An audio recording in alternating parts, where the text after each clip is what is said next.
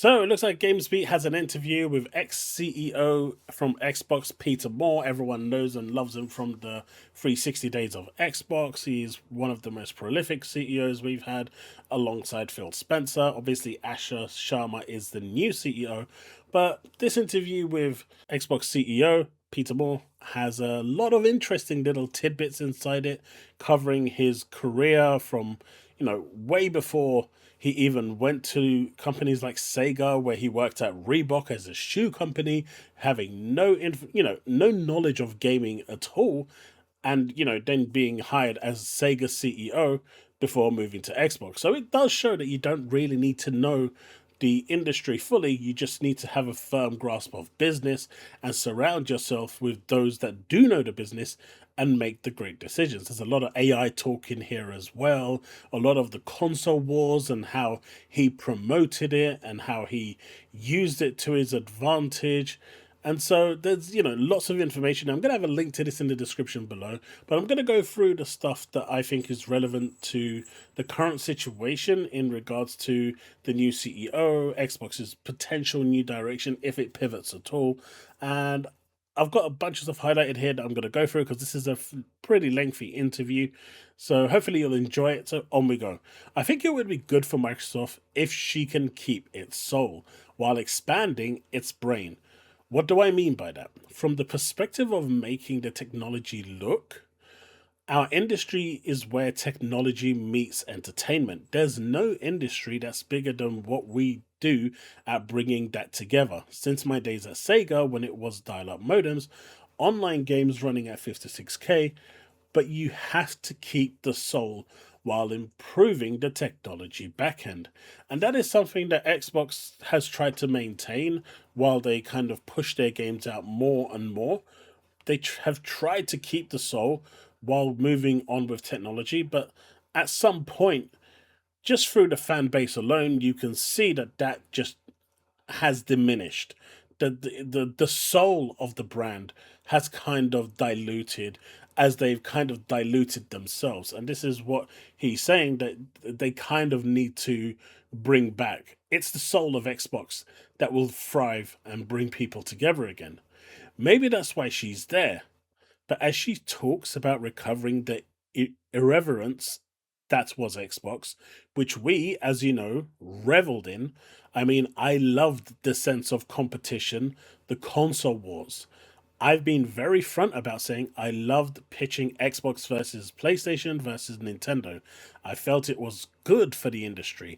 I felt that competition drives innovation. And that is so key. People look at console wars as this negative thing or as this childish thing, but the reality is those console wars, that rivalry did thrive with competition, and it did drive innovation. So it wasn't all bad. It actually was an integral cog in the gaming industry growing and becoming better. We kept each other on our toes every single day. We made better games and better experiences as a result. And this is what I've been saying for a long time. Sony right now, with very little competition, doesn't have to try. And in return, if Microsoft isn't really trying to do better, they're not really trying either. They're just both trying to put out games that are acceptable, and that's just not good enough for a consumer. This is why competition is good, and why competition drives innovation, and at the end of it, it drives the fact that we as consumers get better results, better experiences. And this is the core of what gaming is, right? We want that. So to turn around and say console wars is all bad is just not true. And as Peter Moore here says, he was center with it. He pushed it because that's what kept the competition and the fire burning. And that's what's great about video games. Gamesbeat says pulling Bethesda away from Sony and making it exclusive to Microsoft would be a huge loss. Peter Moore said it wouldn't have been approved. When you sit down in the boardroom and Phil and Sarah are making the case for it, you can't say we're going to shrink the business. We're going to spend these billions of dollars and instantly make the business smaller. Those are the moments when everything changed. You're no longer a first party. You're this Persuado third party that still makes hardware. That's where things became very different, from my perspective, in relation to what it was basically a first party exclusive driving machine. Before it was very clear it was us versus PlayStation versus Nintendo. We're going to make great games like Gears of War and Halo. Cameo, great game by the way. I wish they made a sequel to it or just remastered and re-brought it back. Lovely game. Forza, building these exclusives on our platform that are going to be better exclusives than the other guy. Software drives hardware. And this is something a lot of people just don't understand. Software does drive hardware.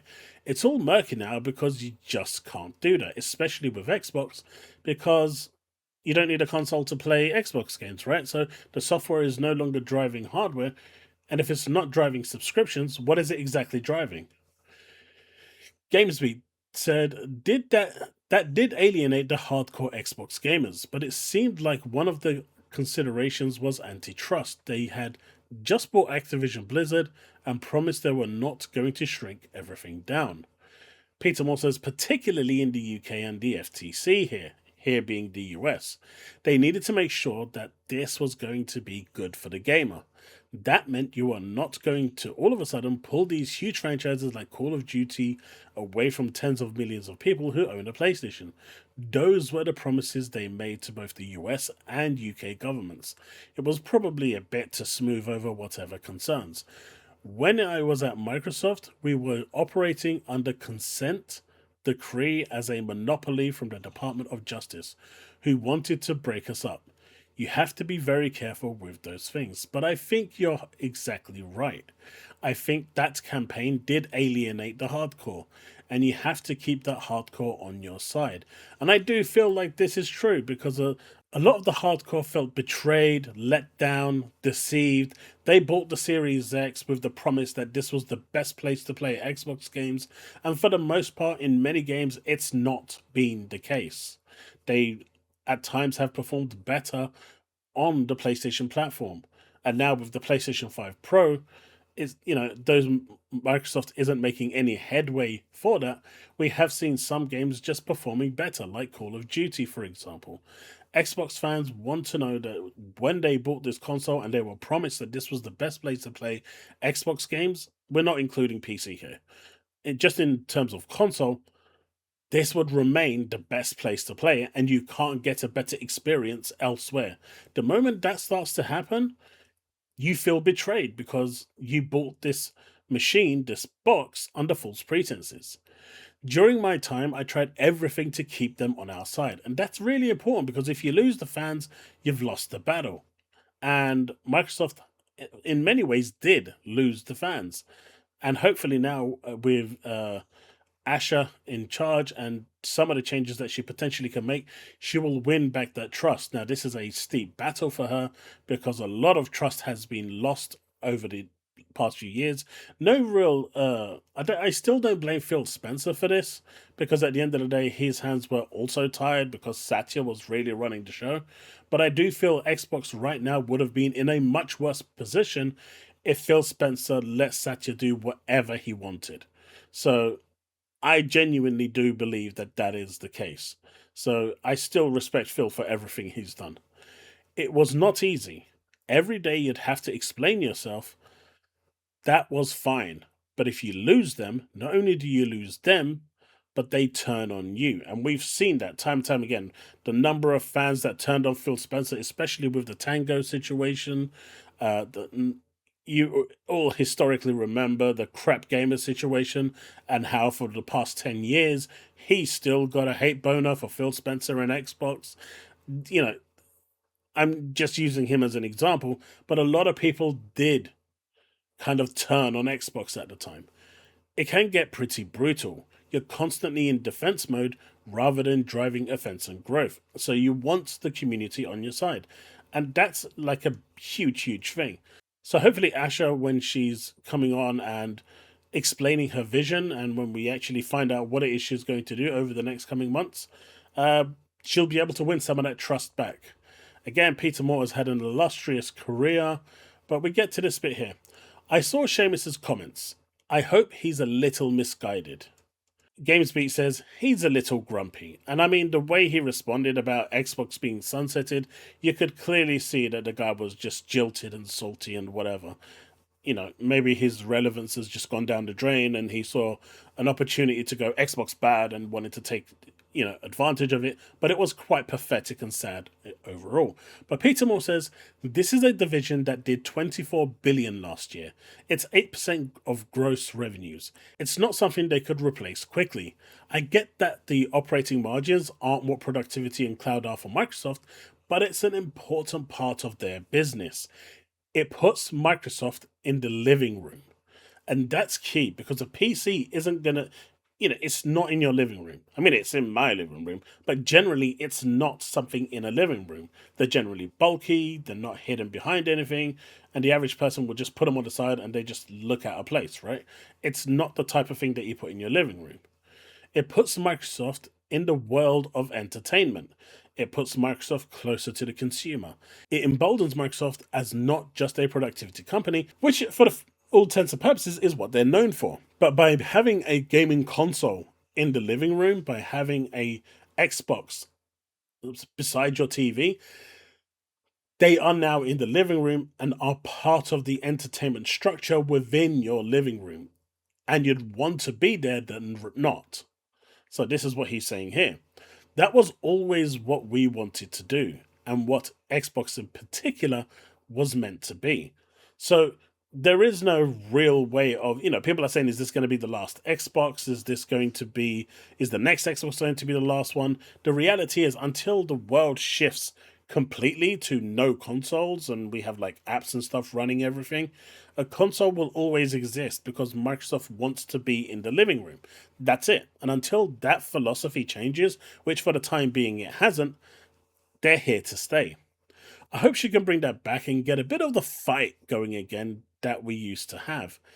Have a lot more fun in the industry like we used to. My days with Kaz Hirai and Jack Tretton and Reggie. Gosh, you can go back to Howard Lincoln. We had so much fun. To your point, when you opened up the conversation, this is the fun industry. Gamesbeat says, I think it's a little early to give up on Xbox. Peter Moore says, I'll watch it very closely. I wish her all the very best. Listen, learn, keep your head down from time to time. Don't try to be inauthentic.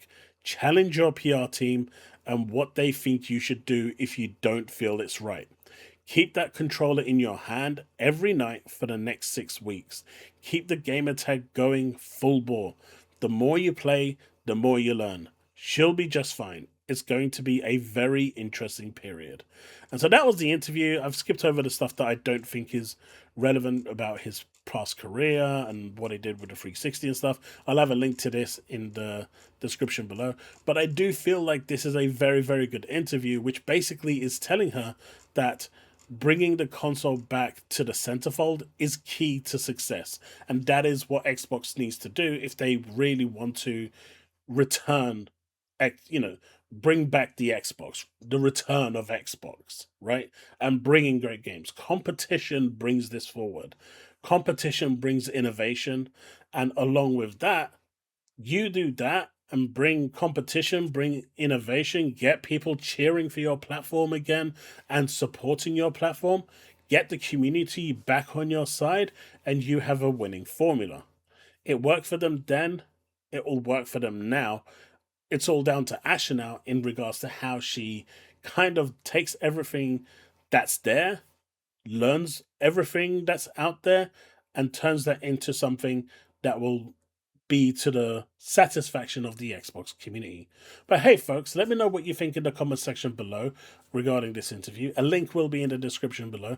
If you did enjoy this content, do consider leaving a like, subscribe, hit that bell to stay up to date with all content I release, and I'll see you in the next one. We should be doing some Resident Evil streaming on Friday, which should be today for those of you in the UK, tomorrow for those of you in the US when you're watching this video, and hopefully some of you will join me to see that here on YouTube. Other than that, folks, that's it. Thanks so much for watching, and I'll see you in the next one.